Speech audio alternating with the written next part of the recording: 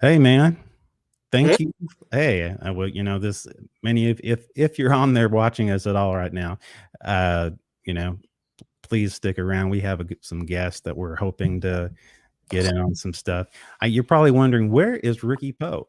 Where is Ricky Pope? where Well, is Ricky Poe? Indeed. yes, Ricky has some things that are going on this evening, so he's going to take a little hiatus tonight.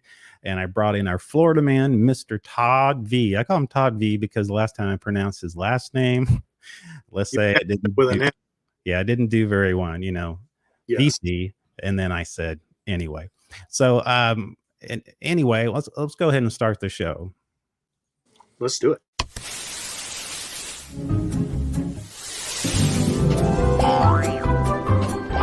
Yes, there's something about something. Something about something. Really, it's a speaking learning podcast with me, Mike Schilling, and my good friend Ricky Pope, who's not here tonight. So I have my Florida friend, Mr. Todd. I did the same thing that Ricky usually does. We just changed our name not too long ago from something about something to speaking nerdy, and here I go again. I just I just was incarnated with Mr. Ricky Pope. So thank you, Ricky, for instilling that into me tonight. Well, at least you got your epic fail out of the way. Yeah, I got it out of the way. So hopefully that would be it. Sir, how you doing this week? I am doing great. How are you? I am good. Thank you for being able to show up here at the last minute. Uh, Absolutely. we are. Thank you, Ricky. Thank you. Yeah, that's probably the only reason he wants to be on the show, just so he can make comments and basically, uh, you know, belittle me. But that's okay. So tonight we're going to talk about. I don't. Have you seen the season 2 trailer, Picard? By the way, I have. I've watched it um, several times, actually. we have some friends from the Scott Trekker podcast. They're going to be on tonight. Oh, can't Um, wait. they are the authorities, so I can't wait. I'm excited about having them. And so we're going to do a breakdown of the trailer. We're going to talk about we're going to talk about some possibilities, theories, where it might be going, how it will affect some of the other shows. So I'm really excited about that. And just on some news, we usually try to do some housekeeping news, and this is kind of funny. Have you heard about the production of Indiana Jones 5? They had to pause it for a little bit. Do you hear about I this? did hear that they had something in the works. Yes. Now this is Indiana Jones, the man that now he looks like a confused elderly person. Apparently, I mean, he He does. does. Like he's had better days, and it's You almost see like my hat? it looks like somebody just dropped in the middle of nowhere, and he's waiting for his medication. So apparently, what happened was during the filming, he was in a fight scene and he got injured. Well, now he's doing surgery, and it's like right now they're trying to doing production around him, and I don't know how you can do production around him since he is the main character of the movie. I love Harrison Ford, I'm a fan of his, but they should have just left this alone. Actually, I think he would have been better continually playing Han Solo. I think he would have been able to pull that off. Millennium Falcon, he just has to sit in and ride in it. This one right here, he has to use a whip and a hat. And anyway, I think.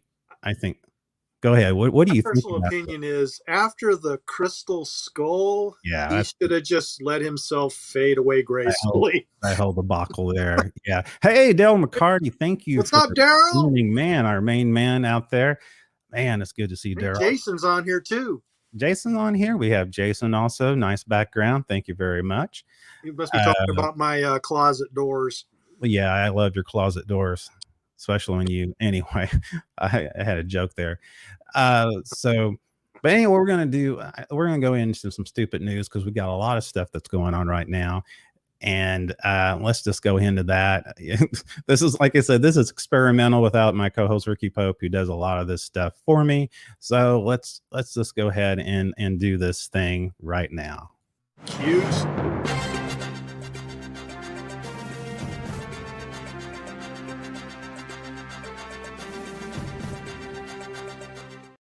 I There we go. I'm going to tell you, do you have any good Florida news for me right now? Anything you know about anything that, uh, The most recent thing that I remember reading was a lady was walking her dog and was attacked by an alligator. yeah, well, But that, that's normal news in Florida, yeah. right? Hmm. Well, in the situation too, right now, with COVID, right now the biggest thing is Zoom meetings. A lot of legal people, a lot of the court systems are using Zoom right now to do a lot of their procedures up till now. Well, the situation, and of course, it's a Florida nurse, by the way. A Florida nurse inadvertently broadcasted herself giving a patient a butt injection while waiting for her virtual court hearing to begin. Uh, So yes, he's the butt of the joke. he is the butt of the joke. Apparently, unfortunately, I guess, the Miami Herald reported they had some screenshots out there on the Twitters and on Instagram. Apparently, a spokesman for the Miami-Dade State Attorney's Office told a local station that the woman administering the injection was, I'm not going to mention her name, who's in charge with, who's has been charged. Now, this woman who's giving the injection, okay, she's been charged with third degree grand theft auto in the case of state of Florida. So how is she actually in the office sticking a guy in the rear? That didn't sound right, with a needle, and she's up for third degree grand theft. Is that a Florida thing? Is that something I don't know about?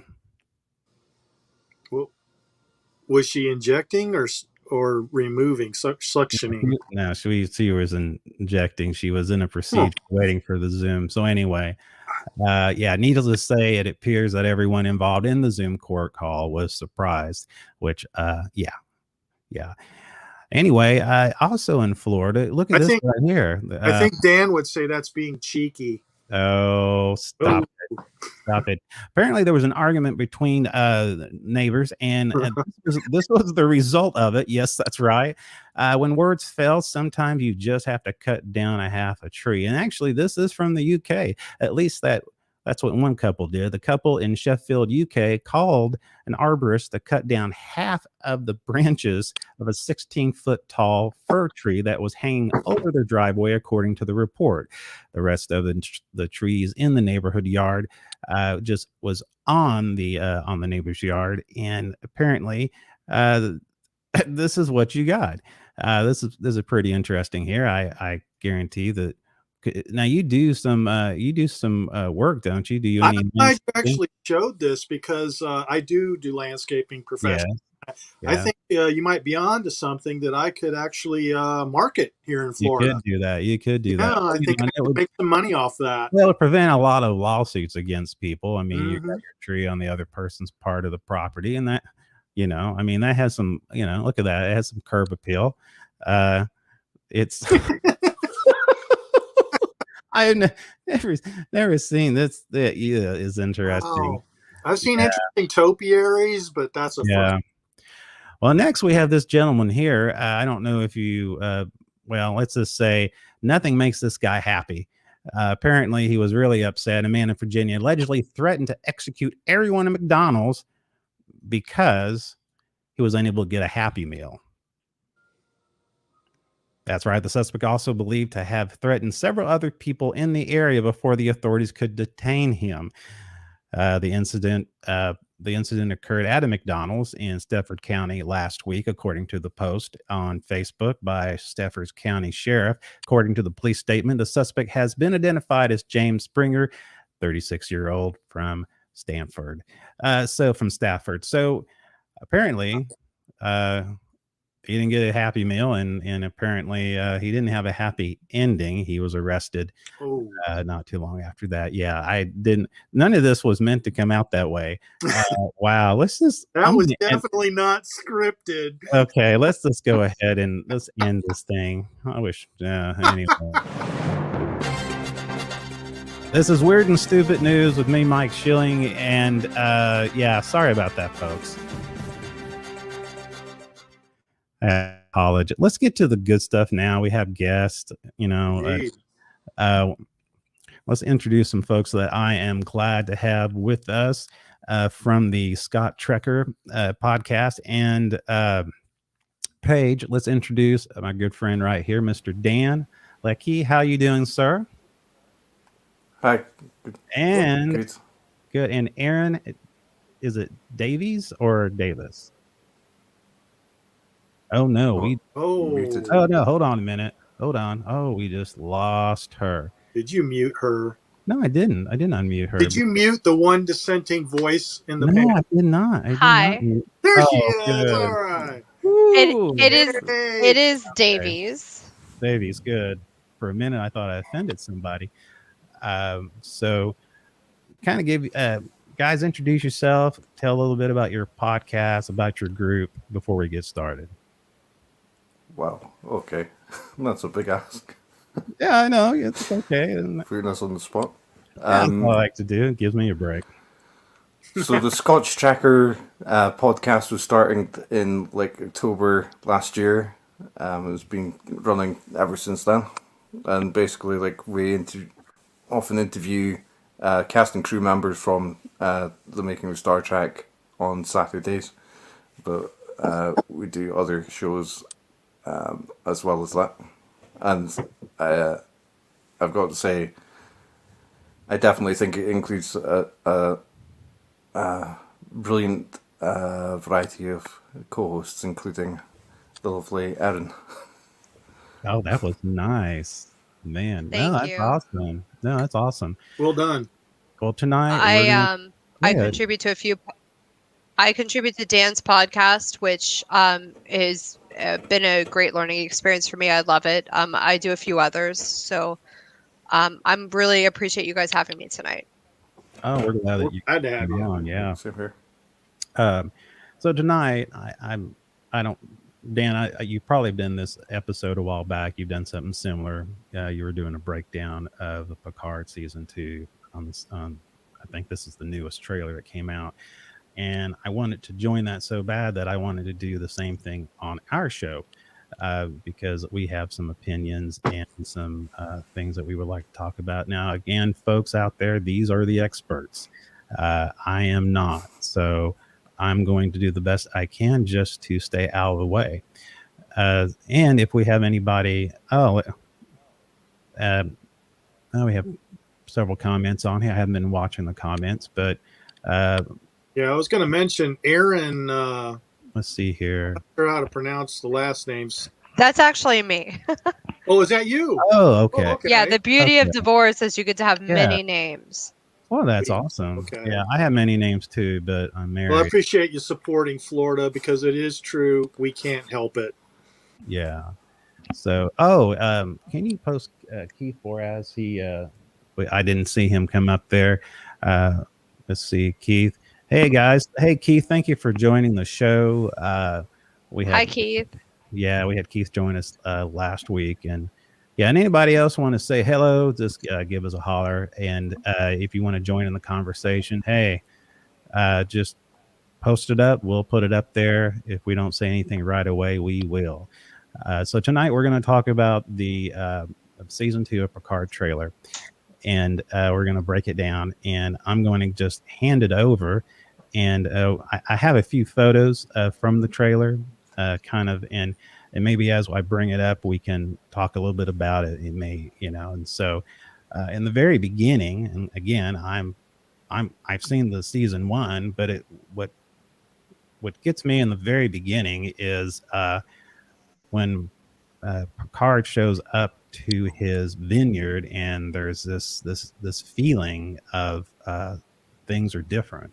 Mhm. And the thing for me watching the trailer for me is that almost everybody has this feeling of, that, okay, I'm in an alternate universe.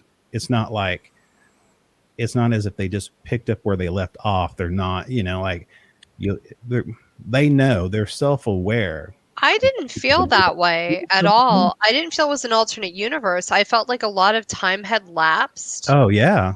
And obviously it had since, the last Star Trek film when Data died until now.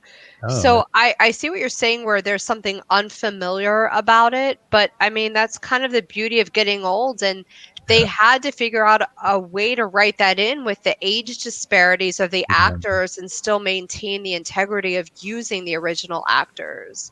Otherwise, it becomes a JJ show. yeah, exactly. Well, and Yeah, that's a good point, because the actors are getting older. We use, sure. example, we use Q, and he has a brand new look. Of course, with Q, Look at his outfit. he That looks is good. a great look on anyone. It's all black, it's sleek. I love it. Very dapper.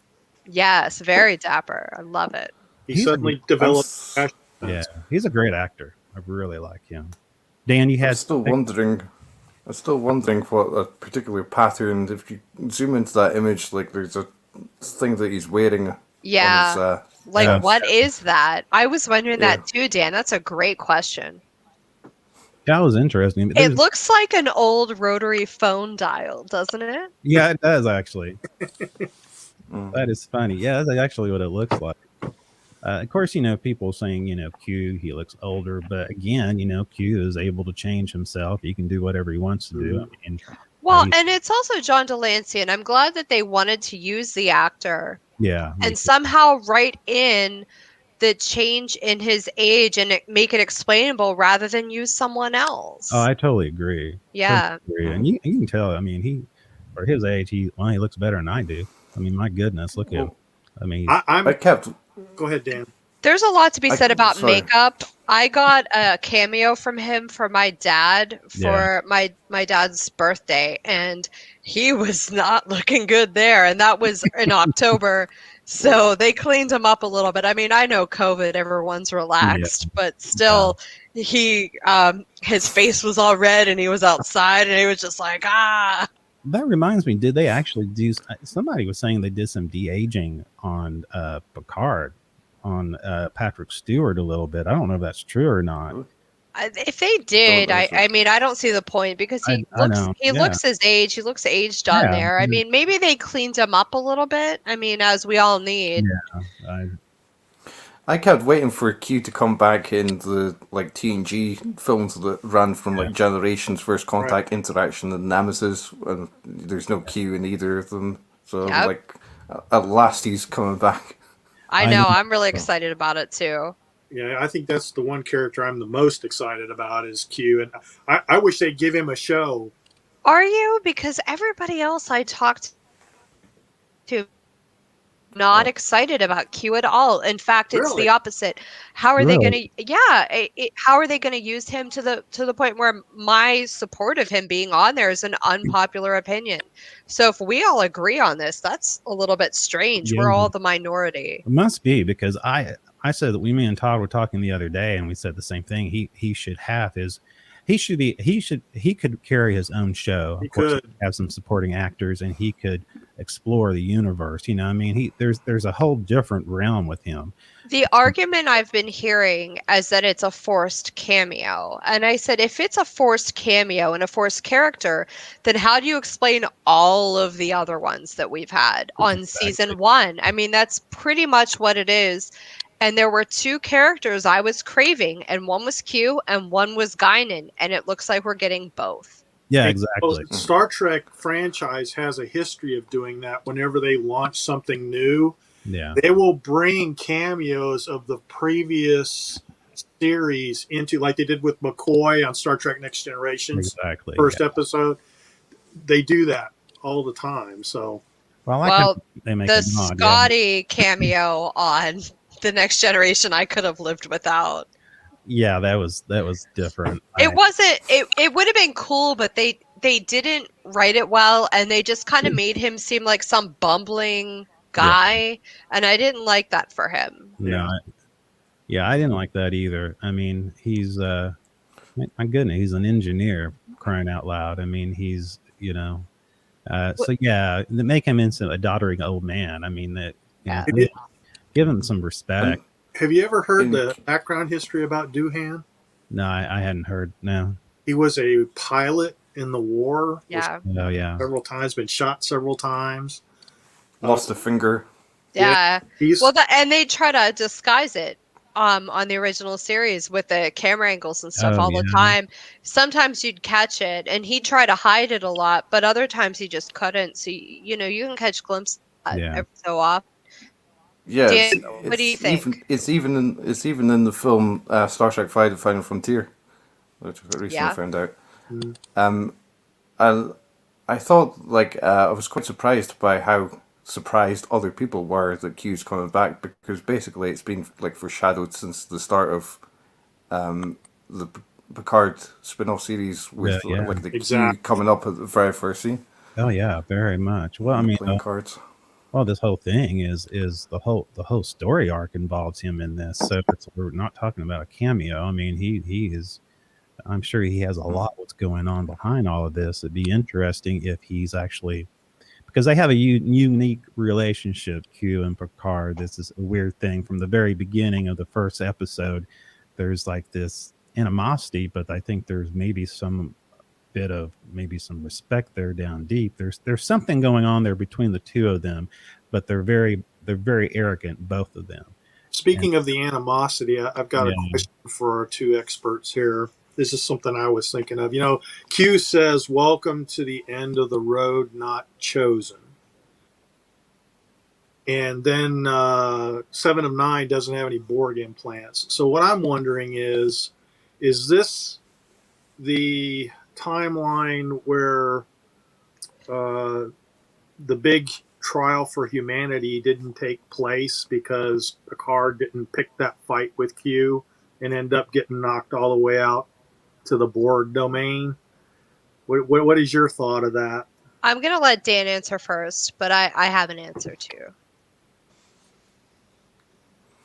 Well, on the Scotch Tracker episode where we discussed the trailer, one question I asked the guests on that particular show was whether they thought that there was only one alternate timeline or multiple. So I agree with they suggested that they think that it's multiple. I would agree with that when you've got like the sort of contemporary scenes that are shown in set photography and when they've been filming on the bus in downtown Los Angeles, basically, as well as the future scenes.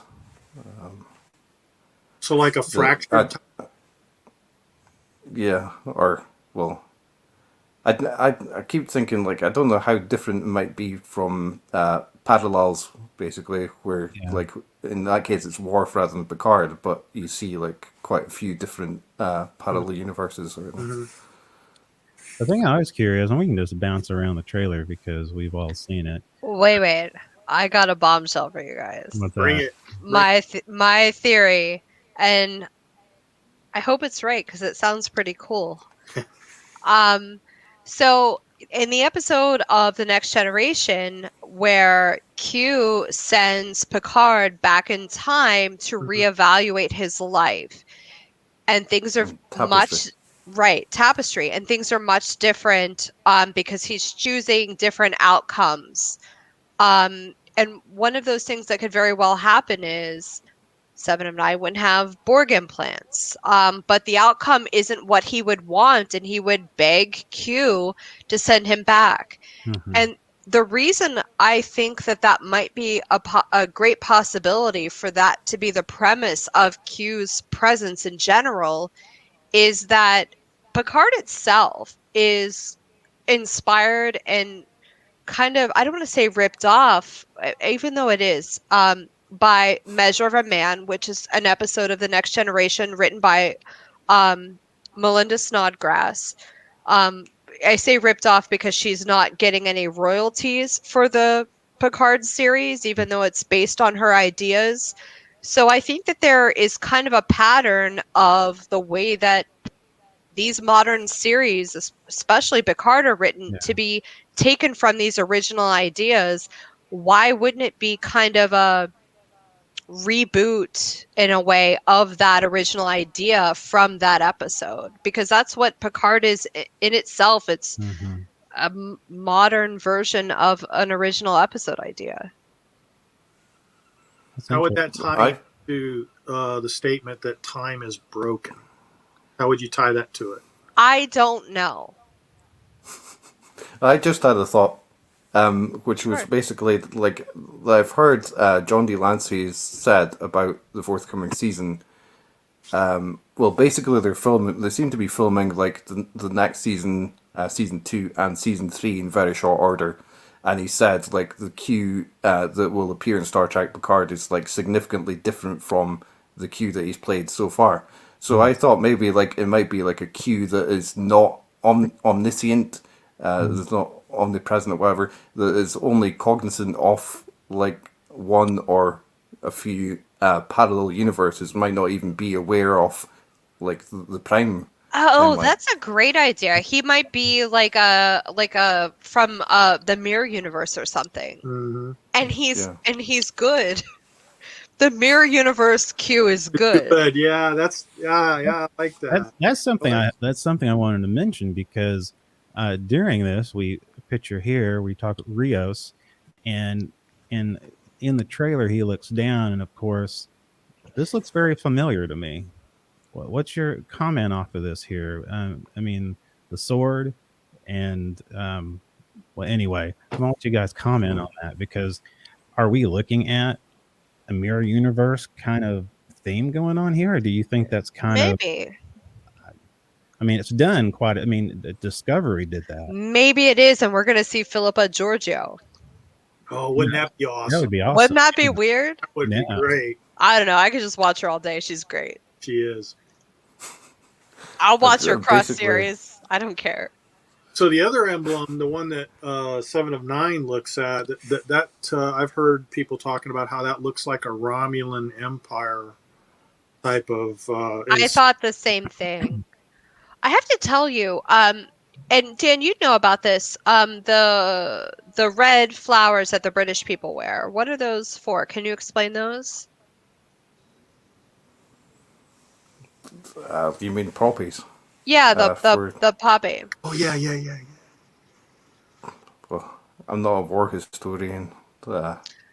Okay. Well, anyway, the reason I'm saying that is because in retrospect, like the thing that Q's wearing now is reminding me of that. Except black. Right. Well, if it were a mirror universe. Oh yeah. It's basically in remembrance of the First World War. Right.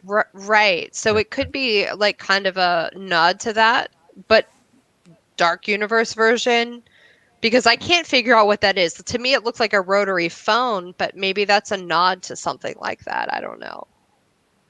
In the red emblem, I've heard some theories about, when Picard's at the podium and he has all the different delegates sitting behind him, and you've got the Klingons are there, the Tellarites, the Ferengi, and the Vulcans, and there's one more I can't remember off the top of my head, but the Romulans are not there. Yeah. So if the Klingons have joined forces with the Federation, that means a huge shift in the balance of power. So is the Romulan Empire resurrecting itself? I don't know. What do you guys think?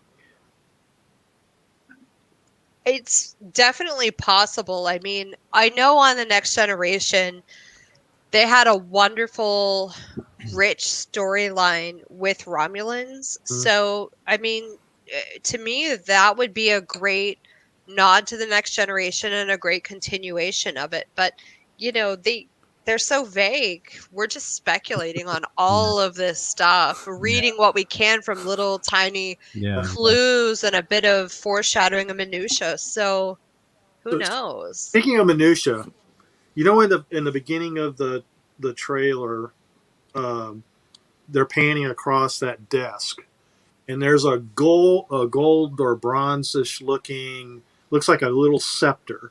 Do you guys remember seeing that? Yeah. Pointed. That reminds me of the scepter that Q was holding during the humanity trial. It does, but it also reminded me of the JAG officer in Measure of a Man. Oh yeah, Yeah. interesting. Well, I noticed since throughout there's some nods to different, just some different things that happened in the past. You know, like I said, the mirror universe. I kind of have a feeling there. There's a little bit of dystopia that's going on. It seems like a really dire, you know, like for instance, let's see here. This scene here where, you know, it looks like it has a little bit of Blade Runner feel to it in the background. Yeah, it does, which is cool for me. I like that dark stylized stuff.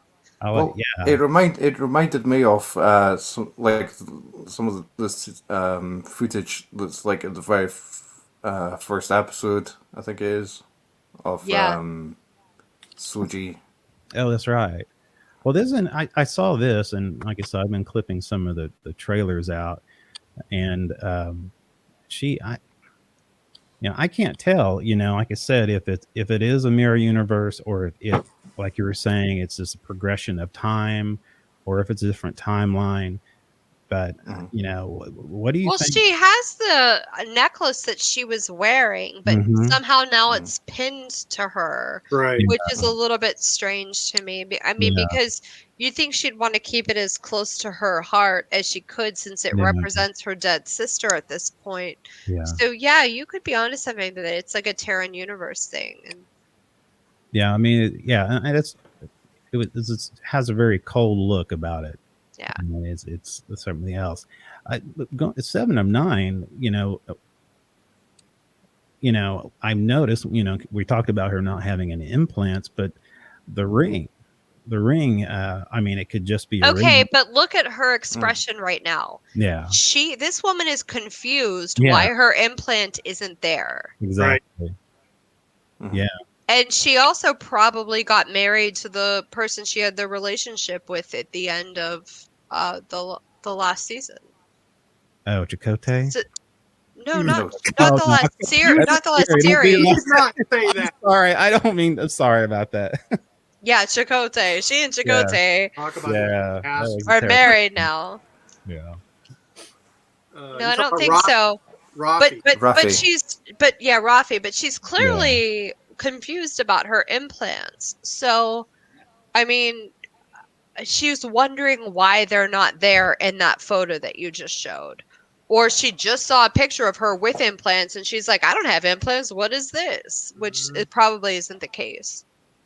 But it seems I thought she wakes up in a like double bed, and I thought that it may be Chakotay's if it's like in an alternate timeline. I thought even it could be like the doctors, and the doctor is actually like human in that timeline.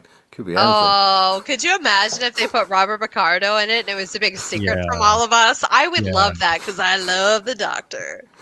Oh, that would be better than Well, I mean, I was kidding with Chakotay because that was I have no clue why they even did that. And the actor who played Chakotay, he didn't want anything to do with the series. So I know, and he's a good actor, but he really enunciates WH words. So he's like, where, when. He sounds like Stewie. Right. He does. Cool whip. Whiskey. What do you think about the alliance? We were talking about, well, I mean, what do you think is happening? I mean, what's strange to me, some of it seems like it's, and again, some of it feels like it's, let's just say a parallel universe. Let's say there's A happening, but then you see a little bit of B happening. And because there's a different tone, like for instance, like Captain Picard, I mean, he's now an admiral. So is he officially back at Starfleet? You know, again, I don't know the puzzle. Or is that even Picard? Because I just like assumed that maybe that was a flashback, but then like watching Trackyards recently that talked about the trailer, and they were speculating that they think that it's now in the future, and I thought maybe that's the android sort of form of Picard. I thought in the chat Ricky suggested an interesting idea. Yeah, Ricky Pope said, what if they What if what if the thing that is the timeline Picard destroys the Borg completely and it changed everything? That's interesting. Yeah. Yeah, I didn't even think about that. And I didn't, like I said, well, you do see the Borg cube in the trailer. So, I mean, so the Borg has something to do. Well, you don't, but there's a scene where it feels that way to me. Like, what scene is this here? Right. Where she's looking at, there's something green ominous. It's almost feels like it's Borgish to me, but it may not be. But, and of course she's back. And but it seems like to me everybody is they've, except for some, again, like Rios, they kind of fall into this, I don't want to say universe, whatever you want to call it, and they're all trying to figure out, why am I here, what is happening? And I mean, is something altered here? Is Q changing some stuff within the timeline? Is he? I have altered things here. I can see that right now. Phasing, or what's the? She's phasing. I have altered it to green. I'm in a Borg cube. I like that. Now we're going to be assimilated. Are you sure you're not a Romulan commander? I mean, resistance is futile. Now, some of the cast is coming back. The lady who plays Eleanor. I'm curious because in the first season, you just seen her one time. She's tending to the vineyard. She's kind of the steward of the of his chateau. But it seems like she might have more of a role this time around. And it seems like there's been some hints of some other characters from the Star Trek universe showing up. I was really disappointed that the Romulans that he had living with him on his vineyard were in like a few of the first episodes, and then they were done with them, because that was such a rich storyline. I wanted them to like come and fight for him or something. Yeah. So if they bring them back, that's great. They both did a stellar job as actors. They were very likable, sympathetic characters. So I'd like to see them come back.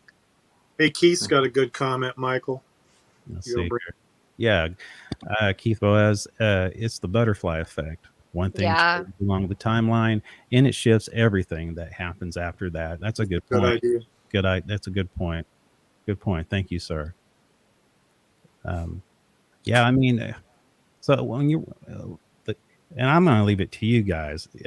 The things that you remember watching through this, and you, Aaron, you were talking about you had some opinions about the trailer. Maybe I did. I said unpopular, but my opinion is I'm all about Q coming back. Yeah. And that's been, I mean, on my own podcast, Code 47, like, it's just not popular at all with anyone that's very into Trek. Yeah. And the argument behind it is always, well, it seems like a forced cameo. And I'm like, but it isn't. These have all been cameos. Right. The series is based on an idea of an episode written by somebody from the original or from the Next Generation. Yeah. They are already pulling all these characters. I love Q. I want to see Q. I was born in 1981, so I watched The Next Generation as a little girl with my dad, and Q was his favorite character of all time. I want to see him, and I want to see Guinan, so bring them. Yeah, I think Guinan, yeah. I think it's difficult to judge an entire series based on one season alone. And when you're saying like the story is like based on the Next Generation episode, well, from what we know, like only the first season is. Yeah. Right. Because you could say like the same about Discovery or something like that. Having only watched one season, the whole show is going to be about a Klingon war, which is not. Yeah. Wouldn't it be fun though if Picard was based and built around amazing episodes of the Next Generation and their concepts? Oh yeah. Like each series was a concept of another episode that was fantastic. Like Measure of a Man was season 1. Yeah. That I like your point, but conceptually, that's something I'd love to see. Yeah. It would be very creative and nothing like I've ever seen before. You know, do you I mean, like right now you have Discovery and what's the one that's coming up? Brave. Is it Brave New Strange World? Worlds. Yeah. Strange New World. Yeah. Which is going to be formulated along the first original series, a standalone episodes. Do you see anything in Picard that make a nod to any of those, kind of a nod, or do you see anything that, you know, like I mentioned that, you know, in Discovery, you know, they have their own mirror universe going on, and then on this one it has a little bit of a feel too. Do you see any kind of a blend between the two? I mean, I know they're two different times, you know, different log times, you know, but do you see anything? I don't, except for, you know, the points to maybe the Terran universe. Yeah. I don't see any opening for it. Okay. But we've only seen a trailer. So yeah, exactly. And this is all speculation and prediction and what, you know. I know that they said that Data was going to have a large part of season 2, more than he did in season 1. So I'm thinking what Dan was talking about, these like alternate timelines, or what Keith had mentioned with the butterfly effect, we're going to be able to see Brent Spiner play Data a lot more on this. Do you think he's lost weight? Potentially. Well, that's not very nice, is it? That's not nice. Well, I mean, honestly, you were in the first season at the end. He was definitely. And that's okay, but I'm not gonna fat shame someone. No, I'm just saying. As a concept of an android, it seems odd to me that they didn't keep him more uniform to his original character. Like make the actor starve so that he can play the role, or use some kind of slimming, like a girdle, like they made like they did in the original series with Kirk. Yeah, like Kirk girdle, a truss. Yeah. I mean, you know, in those situations, those are the kind of things you just have to take, you know, like Brent Spiner, he's just a great guy. He's a great actor. And those are the kind of things you kind of, I totally get what you're saying, the visual of staying consistent of the android, but then you have the actor who is Data, and I think that the actor's bigger than dieting, so if that's what we're going to get, we're just going to have to make do. Yeah. And I'm happy to do it. Yeah. I think a lot of people keep bringing up how they think, like Ricky in the chat is saying, that it's basically Picard just wants to be Marvel and mess with time travel. It seems like a lot of people are saying, like, because Avengers Endgame and stuff like that, and they also referenced Loki, is sort of toying with time travel and that sort of thing. Yeah. The Star Treks just want to do that, but like I keep thinking like how there's like quite a few productions, yes, including the Marvel ones, but also like I've been thinking like quite recently. There's been other productions like Looper and like Tenet and stuff like that that's also playing around with time. Yeah. And I also am thinking they sort of need to do it I suppose they need to sort of be a bit careful with how they portray time travel in a way, because they've just done that, I guess, with Discovery Season 3. So there's like that risk. Like if they made it too similar, the fans would be just like saying, "We've just done this." Yeah, I think that's the thing. You know, everyone, isn't it funny? Time travel multi universes are just the thing right now, And but there's a rich character, in Star Trek. It's Q. I mean, he represents all of that. I mean, even from the very beginning. I think Star Trek and they're originally, probably the original ones who played with the whole idea of multi-universe, time travel, alternate universe. I mean, so to say that everyone's trying to be like Marvel, that's I don't know. I think that's kind of wrong. I don't want Star Trek to be like Marvel at all. No. It's just Star Trek is very intelligent. It's smart. The writing is very well. It's they really think about the characters. Well, it's also different. There's a difference between fantasy and sci-fi, and exactly. I mean, I like Star Wars, but it's a space fantasy. It's not science fiction, and I would compare it to something like Lord of the Rings or like I don't know, right?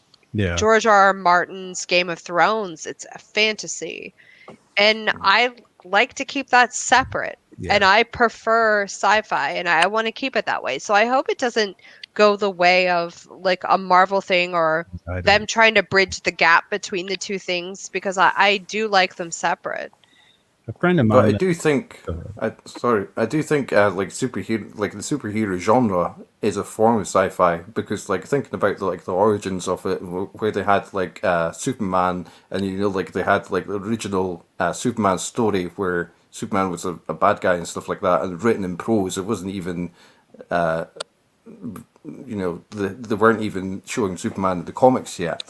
That I thought that's surely evolved from the science fiction genre at the time. True. I get what Aaron's saying though, because it's like Star Trek is based more on possible reality. Mm-hmm. It's almost like you can see us in that future in a way. Does that make sense? Yep. I'm reading all these comments now. Yeah. Hard science fiction. I like it, like hardcore science fiction. Yeah, exactly. Not softcore. Exactly. Now, a friend of mine, he big Trekkie fan, and we were talking, because I'm a Star Wars guy, and we were talking. And say the thing about Star Trek he loves is that it's actually sci-fi, but it's realistic. He said, I can actually see us going that direction. And so that's the difference. I can actually see this evolve into what we're seeing in Star Trek. Of course, Star Wars is fantasy. It is make-believe. It's story. So I thought that was interesting when he told me that, because he said, yeah, these are things that I can actually see happen in the future. Something I always hear, because I'm like a hardcore Star Trek fan, but I also like Doctor Who, and I also like Star Wars, but not as much. My sister, however, is way more into Doctor Who than I am. Yeah. But we both like both. Yeah. They're both science fiction. Star Wars is a different monster. It's a fantasy story that takes place in space. So it's the fantasy genre, and I'm not making a dig at it by saying that, because it's very, very good. I love Star Wars, except for the Jar Jar Binksy movies. They're not very good, but no, they're not. I don't think it's a fair thing to say when I tell people I like Star Trek. Well, I like Star Wars.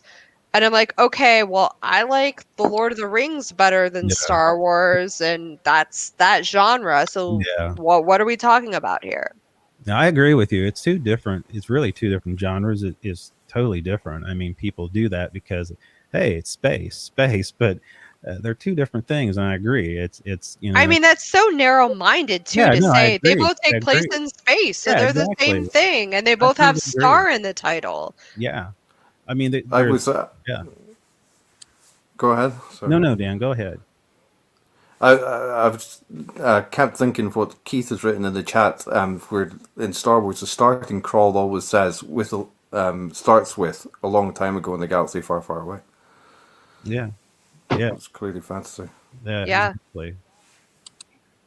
Once upon a time.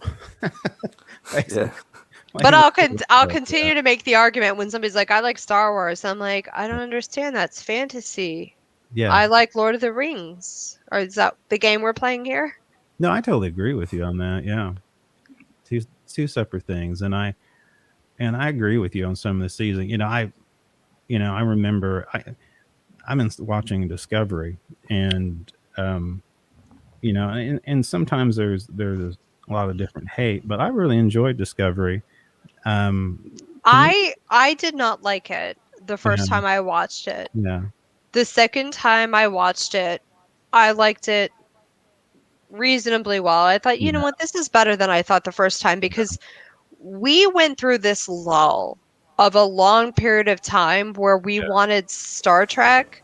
I don't think anything would have been good enough for us hardcore Star Trek fans. I really don't. I agree. And I realized that after the third time I watched it, I had to do a watch through for a podcast that I do where we break down complete seasons. So I have to watch it all like in one sitting. Exactly. And I'm like, this is great. I watched season 1 and I said to the guys I do the podcast with, can we please do season 2 and the next one? Because I want to keep this momentum up. I'm loving it. Yeah, exactly. And I got so into it, especially season 2. Oh my gosh, it's fantastic. And they did the short treks for us, and they did the they did the whole Captain Pike thing, who I'm telling my youngest daughter is her real dad now. Yeah. Oh, that's really got me hooked when they brought in Captain Pike, and man, what a great actor! What a great actor! Oh, what's his name? Anson Mount. Yeah, he's phenomenal. Wasn't he in Anarchy, the motorcycle gang? Hell on Wheels. Tig Notaro is, as Jet Reno, is the best character ever. Oh yeah, she's sarcastic and grumpy, and I love it. I wish they would have utilized her more because she's so good. Oh, I definitely agree with that. Yeah, that's one. Yeah, the son of Anarchy. It was the son of Anarchy. I was. Oh, was he? Yeah, I've never watched it. Yeah, I only know it because I saw him on an interview, and he was really good. And he talked about, and I forget where he was at, but he was talking about how he deals with anxiety. He always has anxiety. So how he deals with an anxiety, he takes a project and he puts everything into it. And that's how he deals with his anxiety. And he had it all his life. So it was really fascinating hearing him talk about that. And this was prior. I mean, he was like Sons of Anarchy, and all of a sudden now here he is as Captain Pike. I am so psyched to see him. I get goosebumps thinking about it because, when I saw him on the second season of Discovery, I thought, okay, I'm hooked. I know, me too. Yeah. So I loved him on it. I enjoy his podcast. Yeah. Yeah. It's good. Have you guys listened to it? I mean, I know how Dan has. No, what is no, I have not. Pitch it, Dan. Pitch it to me. Again, putting me on the spot. Yeah, that's what we did. I see a theme evolving here. Yeah. But I really enjoyed he just seems like really professional. He's talking on the podcast, interviewing different guests and stuff like that, and I enjoyed he speaks to the actor of Spock from Discovery, Ethan Peck. Yeah, was one of his guests.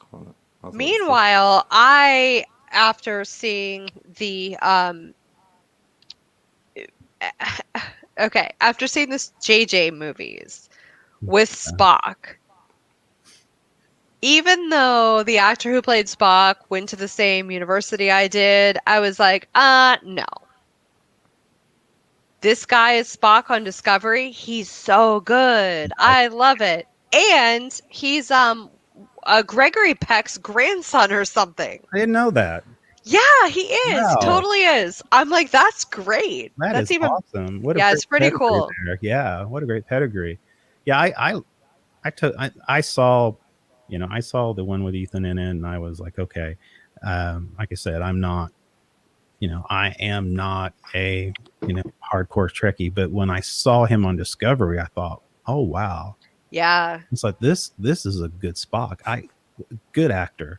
I know he is, right? He totally is. And Well, the whole idea of the whole relationship between him and Pike, I didn't understand the relationship that Pike and Spock had for all this time, because prior to you didn't understand it watching the original series. Well, the original series, when I saw that, it was when I came in, it was like I saw Captain Kirk and I saw Spock, and I knew there was a couple of series where there was Pike, when So the pilot episode is all you would have to go on, and then some of the other books and things that were written about him. The menagerie as well. Right. Yeah, the menagerie, but I'm not a fan of the menagerie, to be clear, because I had to watch it recently and I had never watched it before and I didn't have a great impression of it. But I did love the camaraderie and kind of respect that you can see between Pike and Spock in that, and I like that being built upon. Yeah. I think that the relationship between Spock and Pike and Spock and Kirk is different. It is. Pike, he looks up to almost as a mentor, someone he respects, and well, not that he doesn't respect Kirk, but with Kirk, it's more like he's an equal. I don't know. Definitely not an intellectual equal. It's somebody he's tolerating because of the chain of command a lot of the time. Yeah. But also, like, the actors have admitted that, Leonard Nimoy said, when William Shatner joined the series after they made The Cage, which was the pilot that you were talking about, it sort of gave Leonard Nimoy something more to play off as Spock in an unemotional way, because Kirk was a lot more emotional than Pike. Emotive. Yeah, exactly. Yeah. I hate to do this to you guys, but I actually have to jump in a meeting. No, that's thank you for coming on here. Well, thanks for coming. Yeah, thanks for having me. You've educated me. No, I really appreciate it. We loved having you. All right, have a good night. You Bye, too. Dan. Thank you Thank so you. much Bye. for joining. That was awesome. She has so much knowledge. I'm like, okay, I just need to shut up and listen to her talk, because, so yeah, she's so rich of knowledge and information. Like I said, I am not an authoritarian in it. I just, like I said, when I was, to me, I grew up thinking it's just, okay, guys, Kirk and Spock. And it was just not too long ago I started, looking at, Captain Pike a little more and finding out the relationship there. So, I'm a noob when it comes to actually the depths of these characters. When I grew up, in the 80s, the movies were big. So I remember going to the movies, from the first Star Trek and actually during the Next Generations, I was out of pocket. To me, it was just the whole Kirk and Spock, hierarchy there, the arc. And then, later on, I started watching Next Generation and watching the movies there. So, again, I've learned a lot from you guys tonight. Todd, take this on yourself. Is there anything else that you gleaned from this trailer? I mean, I know we probably squeezed, as much as we can out of it, but let's do it this way. Thoughts on some upcoming, for instance, upcoming projects that in the Star Trek universe that you got some information, you've heard a little bit about, what you're excited about. Let's kind of go that direction. I've heard rumors really about recasting Next Generation characters for the younger versions. Yeah. To tie them in with Strange New Worlds. Yeah. They're going to want to bring Kirk in somehow to Strange New Worlds. Right now, I think he's on, Dan, is he on the Farragut? Is Kirk on the Farragut? I get confused by all the chronology. I was thinking as well, you introduced us the experts, but everybody's imperfect, got Yeah. not imperfect memory. Right. But I had I noticed like earlier tonight, StarTrek.com had put up a quiz, and there was a picture. Like I thought that I'd got it wrong because there was a picture there of Harry Mudd from Star Trek Discovery, and I clicked that it was from Star Trek Discovery, but whoever's made up the quiz on StarTrek.com thinks it's actually from Short Tracks. So yeah. Rob Moore had a comment I wanted you to bring up, if you would. I like this. He said, Rob Moore says, I think there is a mutual respect between Spock and Kirk. They both do things that others are not able or capable to do. They balance each other out. It is what makes them great friends also. That's a great comment. Yeah, I saw that earlier and I thought, man, we have to get that up. Rob, that's a good point. Thank you for commenting on that. And Dan, have you ever seen any of the series Star Trek Continues? Mm-hmm. The fan-based. Yeah. I just recently discovered that, and Oh, cool. I'm getting ready to start it. Kind of excited. Yeah, I thought they ended that series very, very well. Because it's like an extended of the 5 years mission. Yeah. Is that what it in general? Well, yeah. Well, like when you hear like the Kirk voiceover in the episodes of the original series, and it's like the 5-year mission, but they only produced 3 seasons. They only managed to produce 3 seasons, and it almost wasn't 3 because, like, at least at the end of the 2nd season, I think maybe at the end of the 1st season, perhaps. I can't. Yeah, didn't they take remember a completely?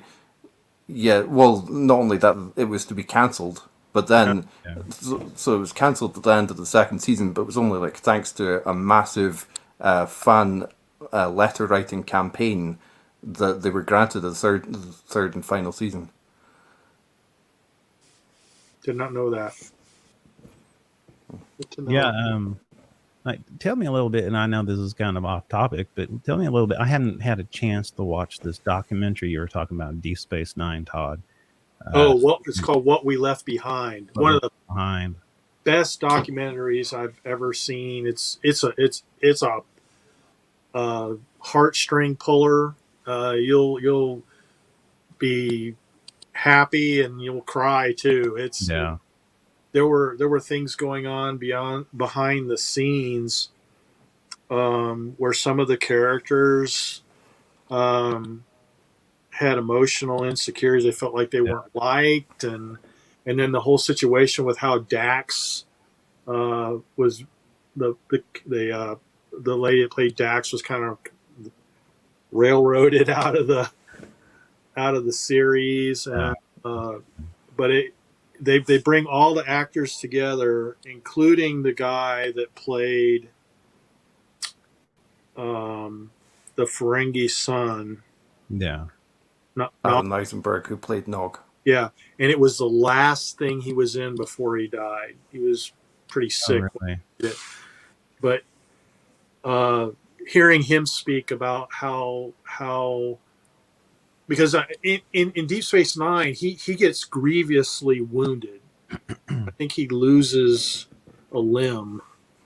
I like. And he had a war veteran, that had PTSD that came to him and told him that show saved my life. Yeah.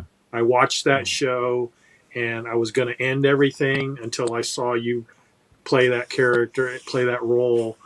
And it choked him up when he's talking about it on the documentary. It's just, you can feel it. You can feel the emotion that he made a difference like that in somebody's life.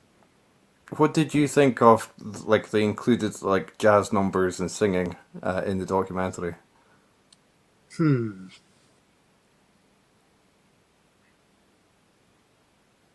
drawing a blank. Okay. Who was singing?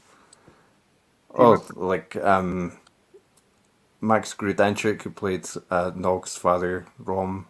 It's one of the performers, and there's Andrew Robinson who played Garak and stuff like that. Yeah. I remember that. They did it at the beginning, and then they did it again at the end. I remember the credits. Yeah, I thought that was really, really entertaining. It was really something to see them just get loose like that and enjoy themselves. I liked it. I know what you're talking about now. Yeah.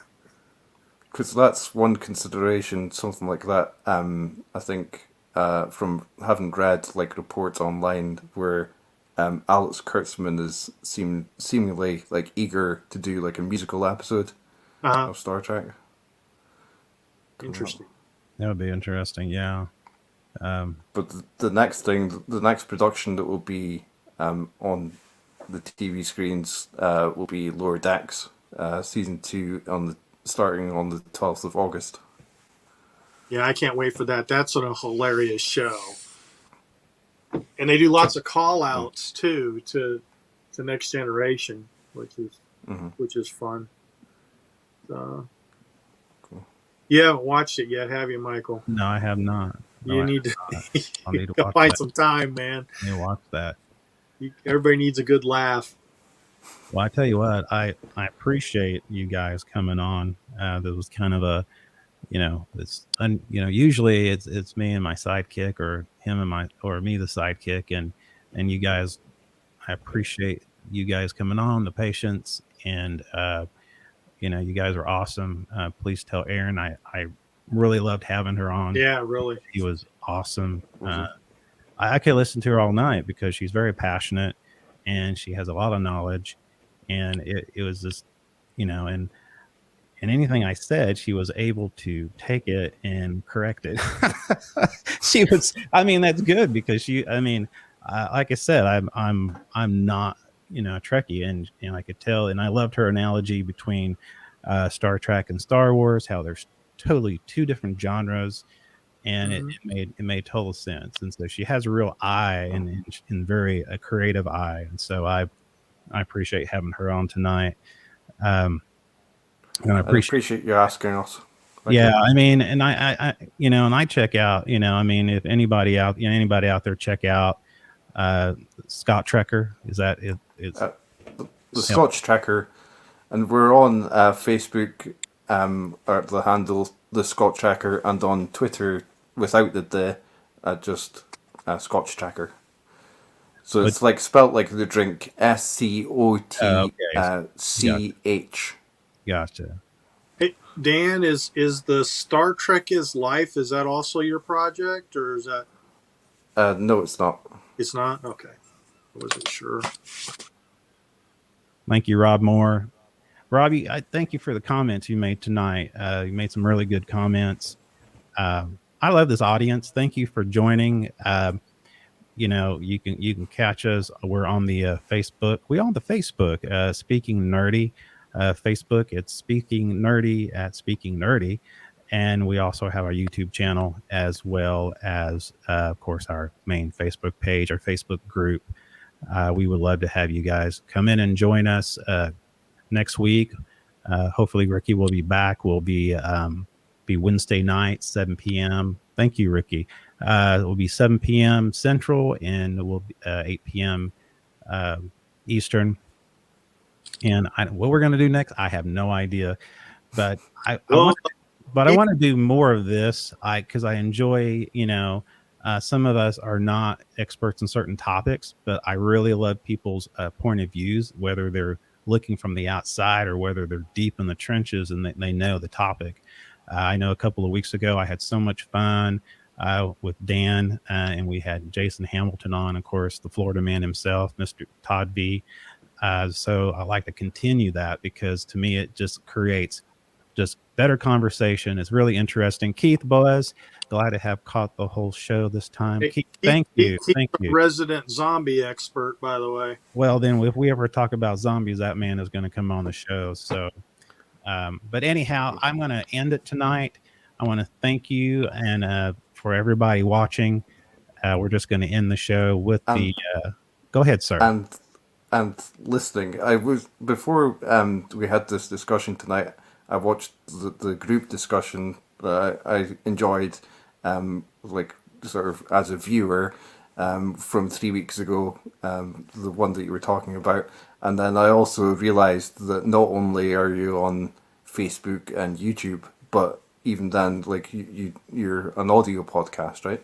Yeah, and that's what we're striving for. I always try to tell our our podcast audience that, sometimes we have images, but that's, we try not to, we try to keep it audio style for them. But yeah, so I mean, we're trying in different venues, and also too, folks out there, if you have a YouTube account, yes, please go to our YouTube channel. We'll post a link. We're trying to get our numbers up. Congratulations, though. You guys got over Dan. You got over 100 mark, didn't you, on YouTube? Yeah. That's awesome. Yeah. That's awesome. That's where we want to get to, so we can get what we call that vanity. That we actually can own. Speaking nerdy, the URL with YouTube. So if you guys have YouTube accounts, please, we'll have a link out there for you. But this has been fun. Thank you guys. Dan, as always, I appreciate you having on the show. Thank you for taking time coming to see us, being a part of the show. I want to continue this kindred spirit. And so I'm just let's just say let's just end it with the outro here. Well, this is Speaking Nerdy Podcast. I'm Mike Schilling. Out tonight was Mr. Ricky Pope, a good man. And I'm so excited we had Dan and Todd with us tonight. Y'all have a great evening. Thank you very much. And we'll do this again real soon as we wait for the podcast to actually end. This is the part where we, at the end of the news break, we all kind of talk and act like we like each other. And then also the credits come up and then it goes black. So that kind of stuff. And thank you for the podcast wife for keeping us on our toes. Thank you very much. Hey. So yeah. So Dan, it was great talking to you. I'm sorry I missed your streams. It's right in the middle of